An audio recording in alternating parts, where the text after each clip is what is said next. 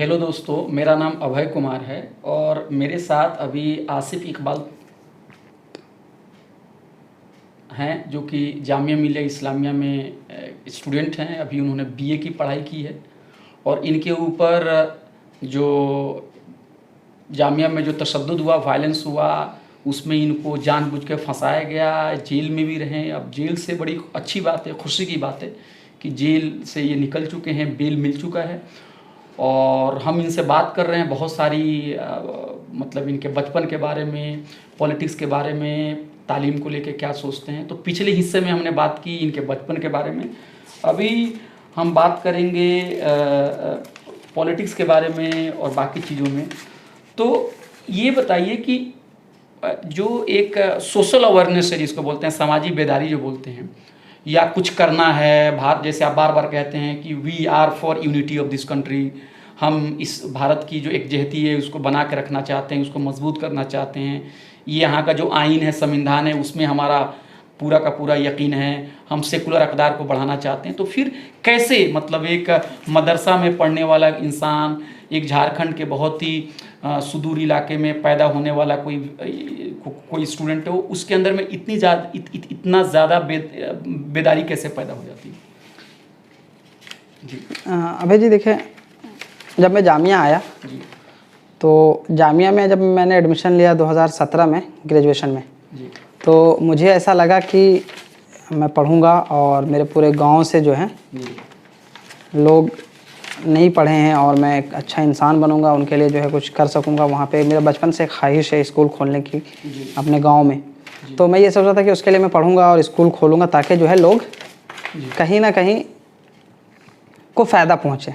लेकिन उसी दौरान जो है सरकार बदली थी 2016 में और 2017 में एडमिशन हुआ था और एक हादसा जो है मेरे को एक्टिविज़म की तरफ ले आया। हादसा ये था कि जेएनयू से जो है नजीब अहमद गायब हो गए। जी 2016 की शायद बात है। 2016 की बात है और मैं उस वक्त स्टूडेंट नहीं था। लेकिन जब मैं 2017 में जामिया में एडमिशन लिया तो नजीब के लिए लगातार लोग जो है आवाज़ उठा रहे थे, लोग जो है सड़कों पे आ रहे थे, आंदोलन कर रहे थे, चाहे वो जामिया हो, जेएनयू हो, अलीगढ़ हो, वो तमाम स्टूडेंट कम्युनिटी जो है नजीब के लिए। तो मैं जब जामिया में एडमिशन लिया और एडमिशन लेने के बाद जब जामिया में प्रोटेस्ट होते थे नजीब के लिए, नजीब के इंसाफ के लिए, या फिर जंतर मंतर पे या पार्लियामेंट स्ट्रीट पे, या फिर हम लोग भी उस ज़माने में जेएनयू में बहुत एक्टिव थे जी। हाँ, तो उस वक्त वहाँ से मैं जो है उसमें शरीक होना शुरू हुआ। मतलब कि हम एज आ एक्टिविस्ट नहीं, हम एज आ मतलब कि मतलब लीडर नहीं हुए तो हाँ, उसमें कुछ नहीं, बस मैंने शुरू, मतलब कि जब लोग जाते थे तो मेरी भी ख्वाहिश थी कि यार मैं भी जाऊँ। जेएनयू से एक लड़का है, स्टूडेंट कम्युनिटी से आता है और एक ऐसे गाँव से उठ के आया है जहाँ मतलब कि हायर एजुकेशन को हासिल करने के लिए, और अगर ये नहीं मिलेगा तो क्या उस गांव के लोग अपने बच्चों को बाहर पढ़ने के लिए भेजेंगे। इस तरह की चीज़ें जो हैं वो जहन में आई और फिर हमने जो है वहाँ जाके शरीक होते थे और नारे लगाते थे पीछे पीछे। उस वक्त मुझे नारा भी लगाने नहीं आता था,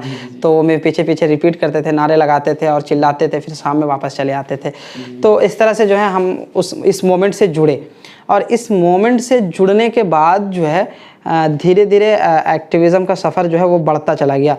मैं एक ऑर्गेनाइजेशन से जुड़ा हुआ था और ऑर्गेनाइजेशंस के लोग वहाँ पे थे और कैंपस में, जामिया कैंपस में कई सारे इशूज़ पे हमारे एक साथी हैं बहुत अभी भी जेल में, वो मीरान हैदर, वो यूनियन के लिए जो है वो स्ट्रगल कर रहे थे। तो मैं उस स्ट्रगल का पार्ट बना, एज अ लीडर नहीं, मैं मीरान के साथ था, मैं दूसरे ऑर्गेनाइजेशन से था उस वक्त। अभी मीरान भाई भी जेल में है, उनके लिए भी आपने बताया कि बेल उनकी लग गई है? जी हाँ, बेल लगी हुई है, सुनवाई चल रही है, उम्मीद है जुडिशरी से कि जल्दी जो है उनको इंसाफ मिलेगा। तो उनके साथ जो है मेरी एक अच्छी दोस्ती हुई, अच्छी बॉन्डिंग बनी और फिर क्योंकि वो स्ट्रगल कर रहे थे, जामिया में पहले से एक्टिव थे, स्टूडेंट लीडर में उनका शुमार होता था। हाँ, तो उन्होंने जो है, हमारे कुछ दोस्तों ने कहा कि जब ये प्रोटेस्ट होते हैं यूनियन के लिए, यूनियन बहाल करने के लिए, तो उसमें आप आसिफ को भी बोलने का मौका दीजिए। तो मैं एक दिन बोला, क्योंकि मैं मदरसे से पढ़ा हुआ था, मदरसे में बोलना, तकरीर करना, स्पीच देना जो है वो सिखाया जाता है, क्योंकि हमारे यहाँ आपको पता होगा कि जुमा की जब नमाज़ होती है तो उसमें आधे से 1 घंटा लोग स्पीच भी करते हैं। तो वो मुझे आदत थी, लेकिन ये था कि बाहर यूनिवर्सिटी में किस तरह का, मतलब कि वो एक अलग अंदाज, लैंग्वेज, हाँ, रेडियम अलग होगा, तो उस पर मुझे काम करने की ज़रूरत है। लेकिन बहरहाल मैं जब बोलना शुरू किया तो लोग बहुत खुश हुए कि बहुत अच्छा बोल लेते हो। मीरान ने मुझसे कहा कि मतलब मुझे ऐसा लगता है कि एक्टिव लोग में से जो है बोलने वाले तो बहुत सारे लोग होंगे, लोग बहुत लेक्चर दे सकते हैं ऑडिटोरियम में खड़े होकर, लेकिन यह है कि पब्लिक को एड्रेस करना, पब्लिक को अट्रैक्ट करना, तो जामिया में बहुत हम गिने चुने लोग हैं। आसिफ साहब, तो आप अच्छा बोल लेते हैं, मुझे ऐसा लगता है कि आप आगे तक अच्छा बोल सकते हैं, तो आप इस पर जो है जुड़े रहिए। तो वो एक सिलसिला शुरू हुआ, और वो सिलसिला शुरू होते होते जो है फिर एक के बाद एक इशूज़ आना शुरू हो गए। कहीं मॉब लिंचिंग होना शुरू हो गया, तो कहीं पे जो है वो उन्नाव में आसिफा के जो कांड थे वो होने लगे। तो इस तरह से जो है इशू आने लगे, और हम लोग जो है उस पर ट्रिपल तलाक का मामला आया, बाबरी मस्जिद का वर्डिक्ट आया। इन तमाम इशूज़ पे जो है हम लोगों को खुल के बोलने का कैंपस के अंदर और कैंपस के बाहर जो है वो मौका मिला। उसी दौरान जो है 2019 में अब जो है गवर्नमेंट जो है वो CAA लेकर आते हैं। CAA पे हम आएंगे। तो आप ये कहना चाह रहे हैं कि जो सरकार जो अभी मतलब बरसर इख्तदार है, जो सरकार पावर में है, जो पावर वाली जो है, जो जमात पावर में है, उनकी पॉलिटिक्स इतनी ज़्यादा एंटी मुस्लिम होती है कि वो जो इंसान किताब भी पढ़ रहा है, जो इंसान इस क्लास कर रहा है, जो इंसान अपने आप को ट्रांसलेटर बनना चाहता है या ऑफिसर बनना चाहता है, उनको भी मजबूर करते हैं कि वो मतलब वो पॉलिटिक्स में आए। क्या मैं सही कह रहा हूँ? देखिए, वो मजबूर नहीं करते हैं, वो ऐसा करते हैं, और मतलब जो हालात ऐसे पैदा हो जाते हैं, हालात ऐसे पैदा कर देते हैं कि ऐसा है कि जो भी इंसान थोड़ा सा सोच सकता है, जो भी इंसान लोगों की भलाई के लिए सोच सकता है, कि लोगों को हम चाहे अपने पढ़ाई के ज़रिए, अपने एक्टिविज़म के ज़रिए, हर एक के अंदर अपनी अपनी क्वालिटी होती है, उसके अंदर सलाहियत होता है। तो अगर उसको लगता है कि सरकार या कोई भी हुकूमत हो, अगर वो गलत कर रही है या कोई भी चीज़ गलत हो रहा है, तो हमें उसका विरोध या उसका मुखालफत हमें किस तरह से करना चाहिए। तो किस तरह से मुखालफत होनी चाहिए? हमें ऐसा लगा कि सरकार गलत, हमने सोचा कि हाँ सरकार गलत कर रही है, सरकार जो है एक कम्युनिटी के लोगों को डायरेक्ट टारगेट किया जा रहा है, किसी को पकड़ के कहना कि जय श्री राम बोलो। हाँ, जी। तो इस तरह की चीज़ें जब हो रही थी, तो ऐसा लगा कि इसमें बोलना चाहिए, और हर पढ़े लिखे इंसान की ये जिम्मेदारी है, सिर्फ हमारी और चंद लोगों की जिम्मेदारी नहीं है, ये तमाम लोगों की जिम्मेदारी है। और सबको ये सोचना चाहिए कि अगर वो जामिया में हैं या JNU में हैं या अलीगढ़ में हैं, और अगर वो पढ़ रहे हैं, तो वो अपने पढ़ाई के ज़रिए इस सोसाइटी को बनाने के लिए, खूबसूरत बनाने के लिए, सुंदर बनाने के लिए, इस देश के लोकतंत्र को बचाने के लिए, संविधान ने जो अधिकार दिया है उस अधिकार को बचाने के लिए जो है जो चीज़ें हैं वो बोलनी पड़ेगी। इंसान चाहे वो जिस तरह से भी उसमें बोले, जिस तरह से भी वो करें, लेकिन उसको करना पड़ेगा। अगर वो नहीं करते हैं तो उसका नुकसान उन्हें खुद ही भुगतना पड़ेगा। बिल्कुल सही कहा आपने कि इंसान को, पढ़ा लिखा इंसान हो या बगैर पढ़ा लिखा इंसान है, उसको अपने हुकूक के बारे में बेदार होना पड़ेगा, नहीं तो फिर ये जो सरकार जो है वो हक मारती ही रहती है। अच्छा भाई, आप एक और चीज़ बताइए कि जो NRC और CA का जो मतलब मूवमेंट शुरू हुआ, तो सरकार की तरफ से आया कि ये मुसलमानों के ख़िलाफ़ नहीं है, ये सरकार को बदनाम करने की कोशिश की जा रही है, ये जो है देश को कमज़ोर करने की कोशिश की जा रही है, मुसलमानों में रेडिकलिज्म आ रहा है, और फिर इसकी फंडिंग बाहर से हो रही है। फिर यहाँ भी नहीं, लोगों ने बाबा साहब अम्बेडकर को भी कोट करना शुरू कर दिया, क्योंकि उस ज़माने में मैं भी अखबार में कुछ लिख रहा था। उन्होंने कहा कि बाबा साहब अम्बेडकर भी इस तरह के कानून को चाहते थे। अब देखिए, बेसर पैर की बात है, जो इंसान, जो व्यक्ति 1956 में इस दुनिया को छोड़ के चला गया, वो 2019 में लाए गए बिल को कैसे समर्थन कर सकता है? तो हर तरह का फरेब किया गया, कहा गया कि ये खिलाफत का दूसरा मतलब दौर चल रहा है। तो ये सब तो उनके तरफ से ये प्रोपेगेंडा था। लेकिन आपको कैसे लगा या आपने कैसे समझा कि NRC और CA है, ये बिल जो है वो ठीक नहीं, इसकी मुखालफत होनी चाहिए? देखिए जी, अबे जी, पहले इसके बैकग्राउंड को समझने की ज़रूरत है जी।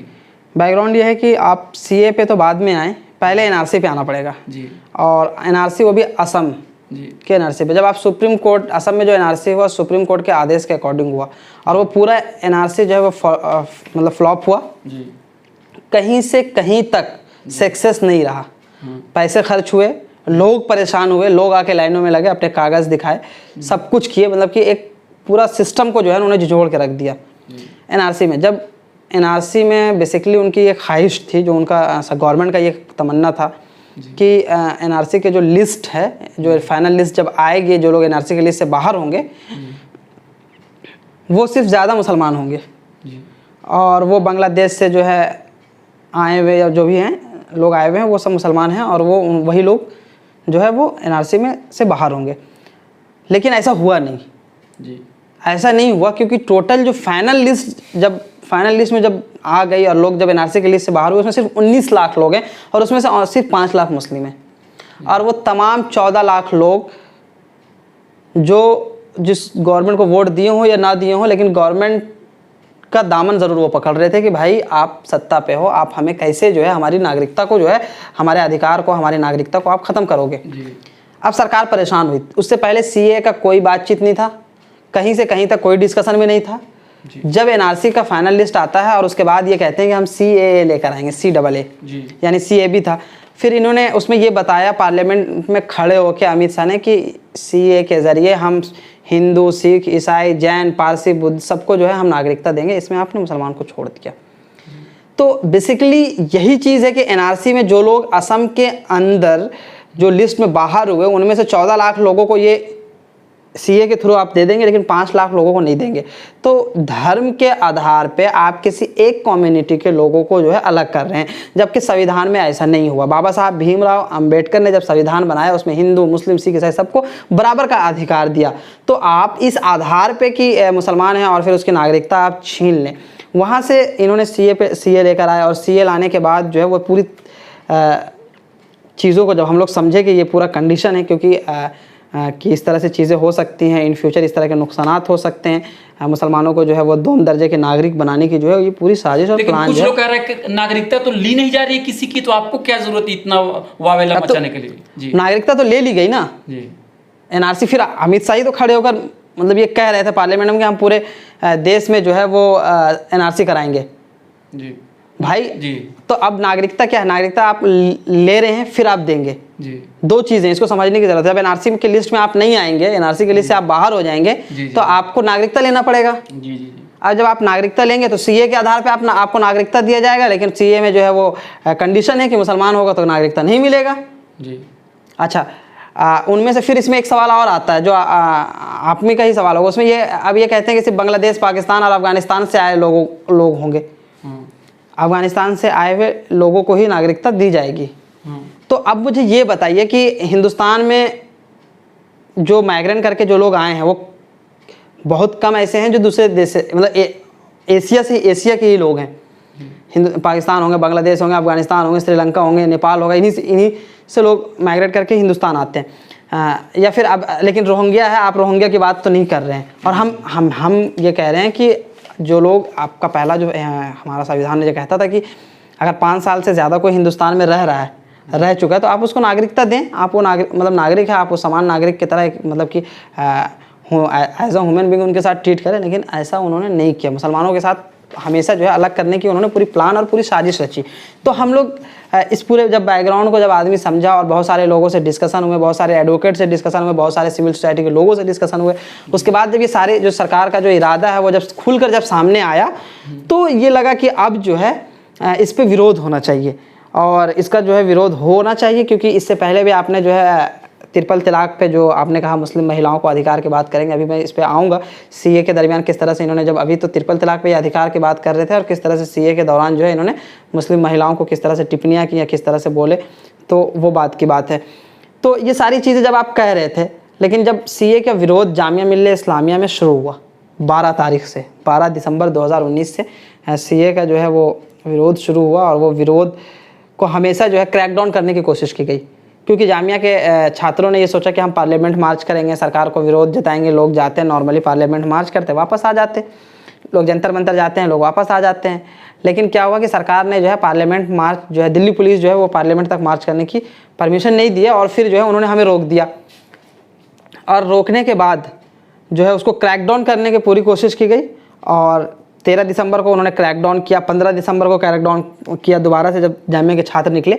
तो हुआ ये कि ये क्रैकडाउन जो है उनके लिए नुकसान पड़ा और लोगों का इमोशन जो है वो जुड़ा जामिया के स्टूडेंटों के साथ, पूरे मोमेंट्स के साथ, और एक जो है एक आंदोलन, एक तहरीक जो है बड़े तहरीक का शक्ल इख्तियार कर लिया। और उसी का जो है वहाँ से जामिया से निकला हुआ जो तहरीक है वो शाहीन बाग की शक्ल में बना और शाहीन बाग से फिर पूरे हिंदुस्तान में वो तमाम लोग जो इंसाफ पसंद लोग हैं, जो संविधान को मानते हैं, जो लोकतंत्र पर यकीन रखते हैं, लोकतंत्र को बचाने की लड़ाई लड़ रहे हैं, जो अधिकारों की और आइडेंटिटी की लड़ाई लड़ रहे हैं, उन तमाम लोगों का साथ मिला और तमाम धर्म के लोग जो है साथ में आए और फिर जो है सरकार की गलत नीति के खिलाफ, काले कानून के खिलाफ जो है वो एहतजाज किए। जी। भाई बिल्कुल आपने बिल्कुल सही बताया। जामिया मिलिया इस्लामिया भी मरकज़ था, या कहें कि इस तरह का जो NTCA प्रोटेस्ट थे उसकी क़यादत की अलीगढ़ से भी बच्चों लोग वहाँ पर भी बैठे हुए थे, और फिर बाद में शाहीन बाग में ये आंदोलन वहाँ पर शिफ्ट कर गया। और हम सब लोग को पता है कि 15 दिसंबर 2019 को पुलिस आती है, बग़ैर किसी सबब के बच्चों के ऊपर पिटाई करती है। और पिटाई इसलिए हुई क्योंकि पुलिस को और सरकार को ये बात का एहसास हो चुका था कि ये आंदोलन बहुत ही तेज़ हो चुका है, और जब तक वो ताकत का इस्तेमाल नहीं करेंगे तब तक उसको नहीं दबा पाएंगे। लेकिन हुआ क्या कि शाहीन बाग में और भी आंदोलन तेज़ हो गया, और शाहीन बाग फिर हिंदुस्तान के हर खत्ते में, देश विदेश में भी बहुत सारे शाहीन बाग एक सिंबल बन गया, एक अलामत बन गया रेजिस्टेंस का। तो हम इस पे भी उनसे भाई से सवाल पूछेंगे, आसिफ भाई से सवाल पूछेंगे शाहीन बाग के हवाले से भी और जामिया के हवाले से भी। तो इसको हम अगले हिस्से में इनसे पूछेंगे। आपका बहुत बहुत शुक्रिया भाई, आपने हमसे बात की, और हम फिर आपसे दीगर सवाल लेते हैं। Thank you.